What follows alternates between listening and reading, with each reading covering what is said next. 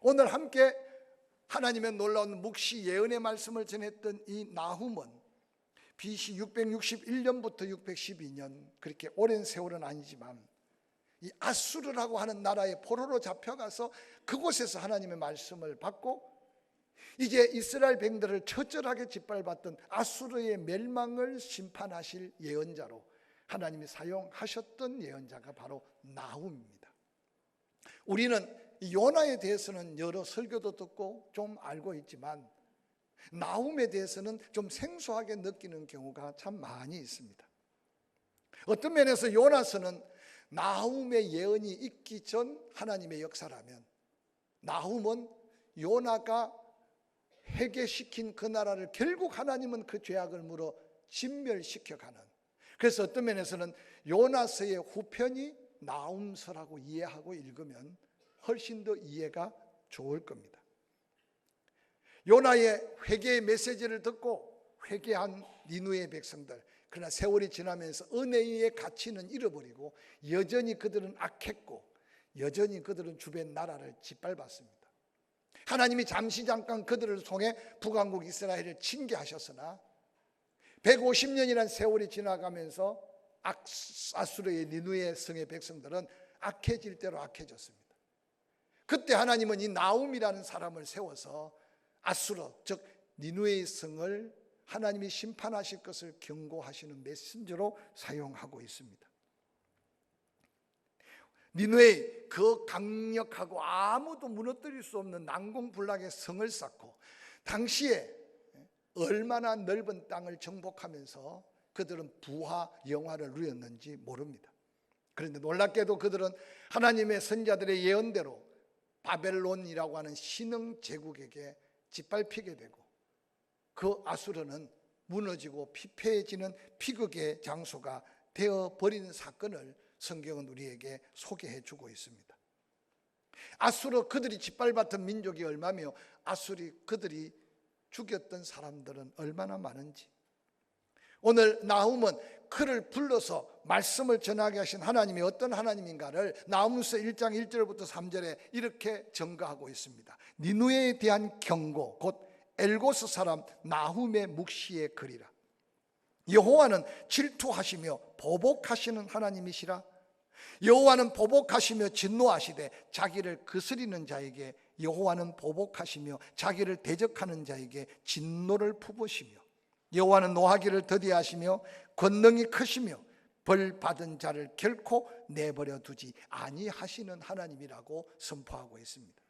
여러분, 성경에 하나님이 진노하시거나 심판하실 때 이같이 구체적이고 반복해서 철저하게 응징하시는 하나님을 소개하는 본문은 찾기가 그렇게 쉽지 않습니다. 오늘 엘고스 사람 나훔에게 하나님 주신 말씀은 하나님은 질투하시는 하나님이다.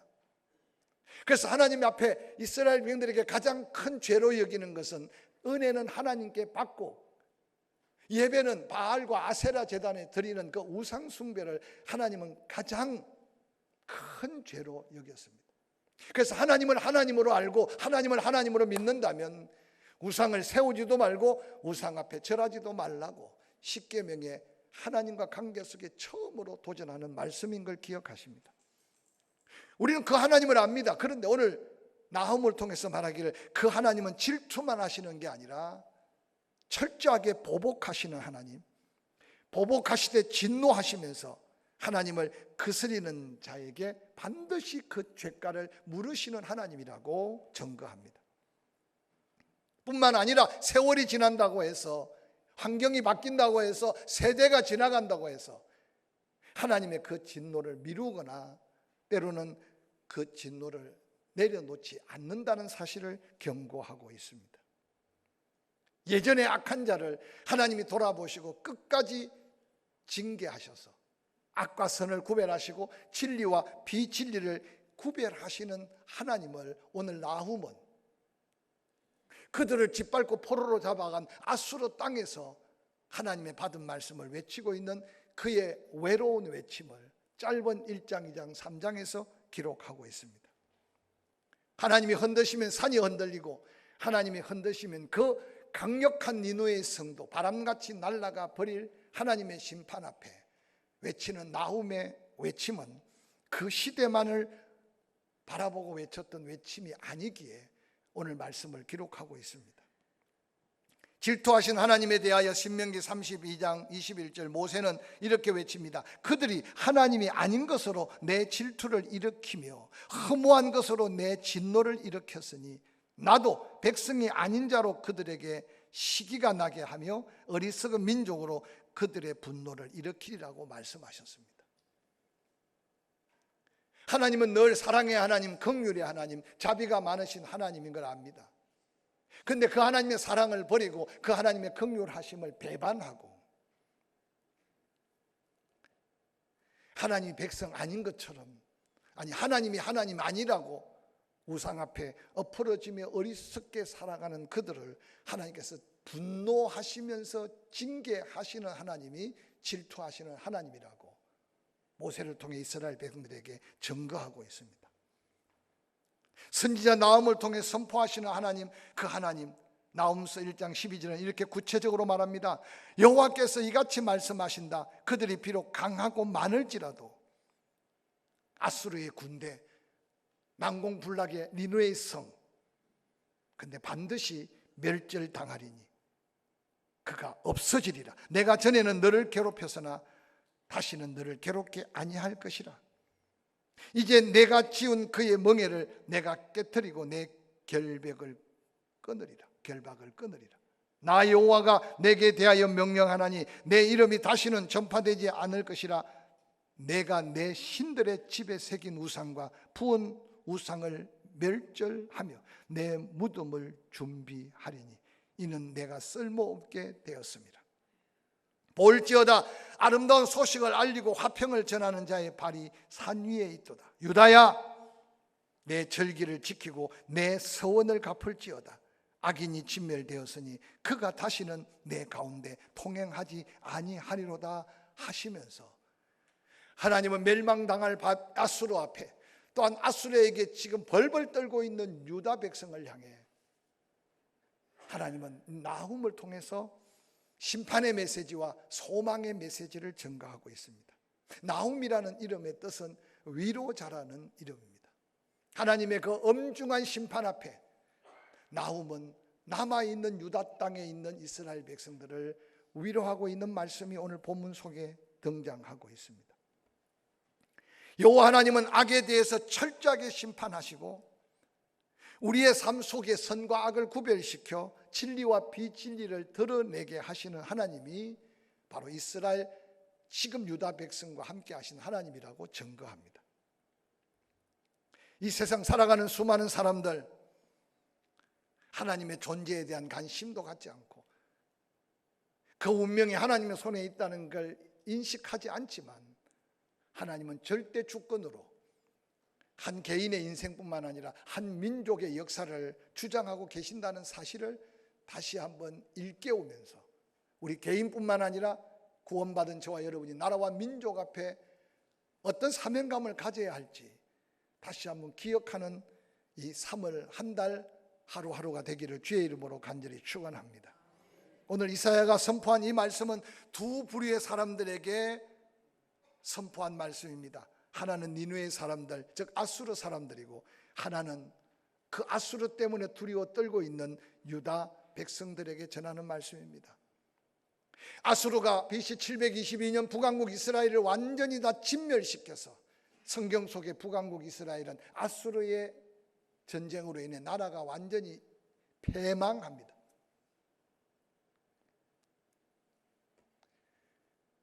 아수르의 사네립은 북왕국 이스라엘에 만족지 않고 남왕국 유다를 공격합니다. 여러분, 히스기야 때 일인데 히스기야 왕은 그 엄청난 위기 앞에 하나님 앞에 울부짖고 기도합니다. 그래서 나라의 위기를 놓고 기도하는 히스기야의 기도는 때로 기도 때 많은 소개를 합니다. 그런데 히스기야는 기도만 하고 있었던 게 아니에요. 예루살렘 성벽을 다시 수축합니다. 그리고 장기간 전쟁을 준비하면서 기혼샘에서 물을 예루살렘 성 안에 실로암 연못까지 장장 길이가 530m 되는 화강암 돌들을 뚫어가면서 그 긴박한 상황에 전쟁 준비를 합니다. 저는 히스기야의 잠시의 역사 속에 살펴볼 때 때때로 하나님의 선한 역사를 믿지만 하나님의 사람들이 하나님의 뜻을 묻고 기도하고 하나님의 역사를 기대해야 하지만 그 하나님의 역사하심에 쓰임받을 우리의 믿음과 우리의 삶의 준비가 얼마나 중요한지를 가르쳐주고 있습니다. 이스라엘 땅을 연구하면서 불편하지만 히스기야 때 봤던 그 놀라운 히스기야 터널이라고 하는 그 길을 걸을 때마다 단단한 허강함을 어떻게 그 심각한 전쟁의 지금 두려움 속에 그걸 봤을까? 수많은 순례객들의 마음을 숙연하게 만듭니다.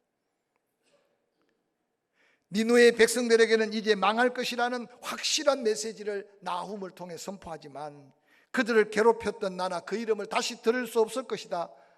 너희들은 내가 보호하고 지켜줄 것이라는 이 위로의 메시지는 그 시대를 살았던, 아니 북왕국 이스라엘이 멸망당해 그곳에 짓밟혀서 그 시신들이 절비하고 다시 나라를 회복할 수 없는 그 역사를 바라보면서 남왕국 유다 백성들이 멀리 아수르에서 전해온 이 하나님의 메시지를 들을 때 그들에게 얼마나 큰 위로가 되며 믿음에 대한 도전이 됐겠습니까?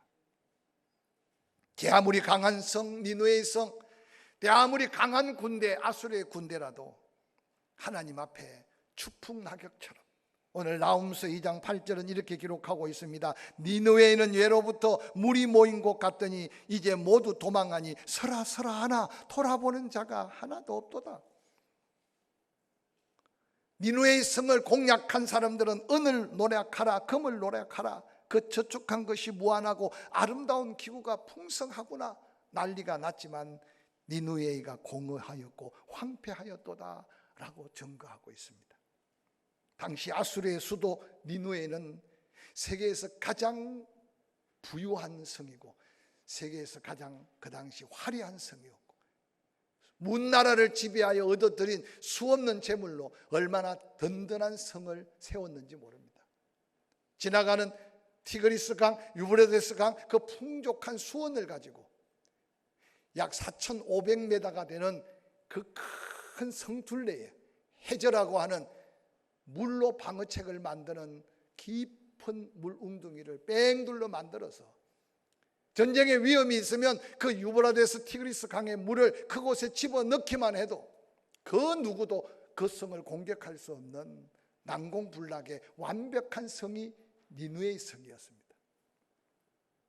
그런데 하나님이 그 성을 심판하시니 그들을 징계하시고 질투하신 하나님이 그들을 보복하시니 그 물로 그들을 지켜줄 것 같은데도 어느 날 그 성이 공략당해서 뒤를 돌아볼 여유 없이 살아살아 하는데도 돌아볼 여유 없이 도망하고 있는 니느웨의 백성들을 오늘 본문에 하나님의 심판 앞에 도전하고 있습니다. 그들이 수많은 백성들 민족들의 피를 뽑고 살을 뜯듯이 은을 모으고 금을 모으고 그 아름다운 기구가 무한하게 쌓여 있는 그곳, 어느 날 누리지 못하고 누군가가 다 빼앗겨 버리는 비극의 현장을 소개하면서 니느웨는 공허하였고 황폐하였다고 그 심판의 결과를 소개하고 있습니다. 하나님의 구체적인 심판의 증거를 소개하면서 이어지는 말씀 속에 니느웨의 백성들을 향해 나훔은 말합니다. 너희 산성을 지켜봐라. 그렇게 난공불락의 성을 쌓고 이 성은 영원하리라, 아무도 이 성을 무너뜨리라 하지 못할 텐데 하나님이 그 성을 무너뜨리는 그 성을 지켜보라고 지금 나훔을 통해서 선포합니다. 뿐만 아니라 그 완벽한 성문, 그 성문을 들어오는 길도 다 방어 체계가 잡혀 있는데 그 길을 똑똑하게 지켜봐라, 파수해봐라. 너희들이 아무리 깨어있고 아무리 파수해도 하나님이 심판하실 때 그 심판을 견딜 수 없을 것이다. 한마음이 되면 이길 것 같으냐? 서로 허리띠를 동여매고 부둥켜 서로 격려자가 되고 서로 도와서 싸워봐라. 하나님의 징벌 앞에는 견딜 수 없을 것이다. 힘을 더 굳게 해봐라. 너희들을 도와줄 자가 있는지 돌아봐라. 아무도 너희를 도와줄 자가 없다. 이 놀라운 나훔이 전했던 말씀은 그들에게 임할 하나님의 말씀이지만 그 당시 유다 백성들, 아수르는 망하지 않을 나라로 두려워 떨고 있던 그들이 아수르가 망할 거라는 이 말씀 앞에 하나님의 예언의 말씀을 믿는 자는 얼마나 큰 위로가 됐으며 얼마나 큰 도전의 메시지가 되었겠습니까? 아무리 강한 성이라도 영원하지 않고 그 성 또한 하나님이 질투하시고 하나님이 징계하시면 무너질 수밖에 없다는 한 시대의 역사를 나훔을 통해서 증거하고 있습니다. 아무 일도 없을 때는 아수르를 도운 동맹국들이 많았으나 하나님이 진노하시고 하나님이 심판하실 때는 그들을 위로할 자도 없고 그들을 도울 자가 없었다고 말합니다. 뿐만 아니라 백성은 모두 용감한 전사였으나 어느 날 아무 힘도 쓸 수 없어 결국 바벨론의 포로가 되어 어른은 노예로 아이들이 살육당하는 처참한 비극을 그들이 맞게 될 것을 예언한 대로 그들은 그렇게 멸망했습니다. 사랑하는 성도 여러분, 니누웨이 그러면 오랑캐족입니다. 늘 다른 사람을 짓밟고 다른 사람을 괴롭히고 다른 민족을 진멸했던 백성들입니다. 그들은 그 많은 힘으로 자기들을 위해 완벽한 방위시설, 완벽한 성을 쌓아도 나훔서 3장 12절에 하나님은 나훔을 통해 이렇게 외칩니다. 모든 산성은 무화과 나무 처음 익은 열매가 흔들기만 하면 먹는 자의 입에 떨어짐 같이 하나님이 한번 흔드시면 그들이 그렇게 정성껏 쌓고 그렇게 정성껏 모았던 것 한순간에 다 떨어져 버린다고 선포하고 있습니다.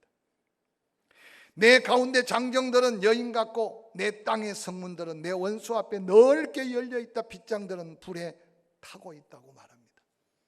그렇게 힘센 장정들, 수없이 밟고 수없이 압제했던 그들, 여인처럼 연약한 자가 되고 그렇게 난공불락의 성을 지키는 성문들은 원수 앞에 다 열려지고 그 성문들은 불타고 있는 모습을 보게 될 것이라고 말합니다. 너는 물을 길어 에워쌀 것을 대비하여 너희의 해저를 만들고 성을 다 물을 붓고 또 부어도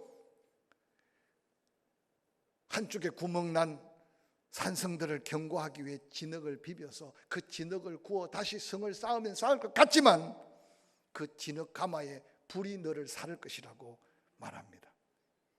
3장 15절 불이 너를 삼킬 뿐만 아니라 칼이 너를 베기를 너치가 먹어서 메뚜기 떼 종류인데 우리나라는 이런 재앙이 별로 없지만 여러분 이 넓은 광활한 평지를 사는 사람들 특히 유럽 쪽요 그 메뚜기 떼들이 한번 몰려오면 뿌리채 다 갉아 먹어버리는 흔적조차 없는 그와 같이 항폐할 것을 지금 경고하고 있습니다. 부정적인 두려움을 주기 위한 말은 아닙니다. 다시 한번 우리의 현 위치를 돌아보고 하나님의 역사 앞에 우리의 삶은 어떠해야 될 것인가를 점검하는 이 시간이 되기를 주의 이름으로 간절히 축원합니다. 오늘 아수르 백성들 그 니누웨 성의 심판은 그들은 하나님의 징계 속에 잠깐 마음을 낮추고 하나님을 두려워 섬겼습니다. 그러나 그들은 가졌던 그 욕심 그걸 이겨낼 수가 없었습니다.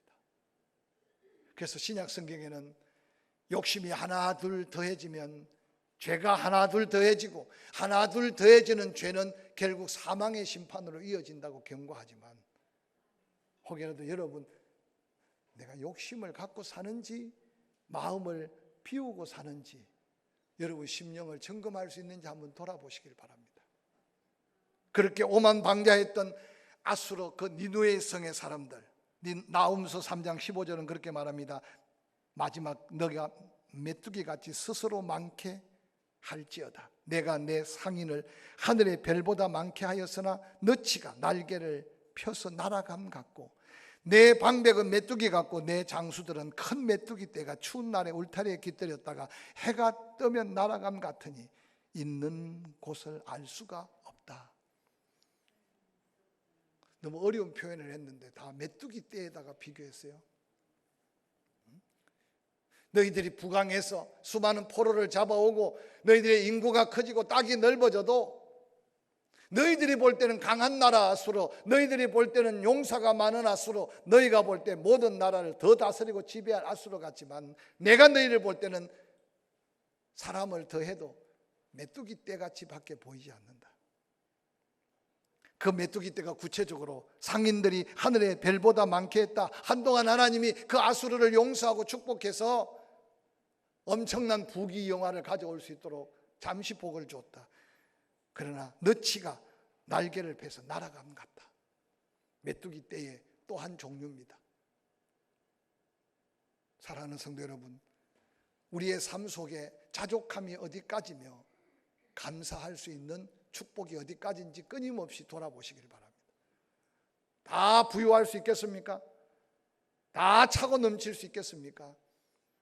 하나님은 내게 필요한 은혜를 주셨던 걸 기억하는 자가 자족할 수 있고 그 안에 감사할 수 있을 것입니다. 그런데 어느 날 상인들이 엄청난 부를 누리고 엄청난 돈을 벌었는데도 어느 날 하나님이 한번 불어버리니까 너치가 날아간 같이 흔적도서 없이 사라진다는 겁니다. 혹이라도 여러분은 그런 체험을 안 한 거 감사하시기를 주의 이름으로 간절히 축원합니다. 여러분은 어떤 인생을 기대하고 어떤 인생을 향해 나아가기를 원합니까? 봄에 꽃이 피었다고 다 열매가 맺히는 게 아니고 봄의 꽃의 향기가 아름답다고 그 나무가 아름다운 열매를 맺는 것이 아님을 기억해 가면서 이 봄에 여러분 가슴 속에 어떤 소망의 꽃을 피우고 여러분의 삶에 어떤 예수의 향기를 바라면서 하나님의 영광을 드러낼 수 있을까 다시 돌아보면서 한 송이 꽃을 보면서 그 소망의 꽃을 피워가기를 주의 이름으로 간절히 축원합니다. 눈앞에 이익만을 위하여 뛰어다니는 인생이라면 그 인생이 바로 메뚜기 같은 인생일 겁니다. 나아무서 3장 18절 이하는 다시 한번 이렇게 소리칩니다. 아수르의 왕이여, 내 목자가 자고 내 귀족은 누워 쉬며 내 백성은 산들에 흩어지나 그들을 모을 사람이 없도다. 내 상처는 고칠 수 없고 내 부상은 중하도다. 내 소식을 듣는 자가 다 너를 보고 손뼉을 치나니 이는 그들이 항상 내게 행패를 당하였음이 아니더냐 하시니라. 왕이 한번 소리 지르면 모든 게 회복될 수 있을 것 같았는데 어느 날 그들이 뿔뿔이 흩어지는데 다시 모을 사람이 없다. 완전한 아수르의 패망 뿐만 아니라 아수르 왕에게 말합니다. 내 상처는 고칠 수 없다. 내 부상은 중하다. 네가 죽어간다는 소문을 듣고 너에게 지배당하고 압제당하는 사람들이 손뼉을 치며 기뻐한다. 당시에 아마 아수르 왕들을 부러워했던 사람도 많을 겁니다. 그런데 오늘 나훔이 선포하는 말씀은 유다야, 하나님의 심판을 똑똑히 봐라. 너는 그들같이 살지 말아라. 하나님은 저들을 심판하지만 유다야, 하나님은 너희들을 지키는 진정한 피난처다. 그래서 나훔서 1장 1절부터 9절은요 그 하나님이 피난처가 되시고 또한 피난처가 되신 하나님은 이스라엘 백성들 그들에게 환난 날의 산성이 되시고 또한 하나님을 의지하며 자기에게 피하는 자들에게 하나님은 지키시고 은혜를 베푸시는 하나님을 다시 한번 증거해 줍니다. 이 가운데 아수르의 사람같이 징계의 심판의 메시지를 들은 사람은 없을 줄 믿고 우리 삶이 힘들고 어려워도 유다 백성들을 향해 머나먼 타국에서 하나님 음성 듣고 나훔이 전했던 피난처가 되신 하나님, 위기가 올 때 산성이 되신 하나님, 하나님께 피하면 하나님이 지키시고 은혜 베푸실 그 하나님을 기억하라는 이 말씀이 우리 삶의 위기를 뛰어넘고 고난을 헤쳐나가는 새로운 소망의 믿음이 되기를 주의 이름으로 간절히 축원합니다.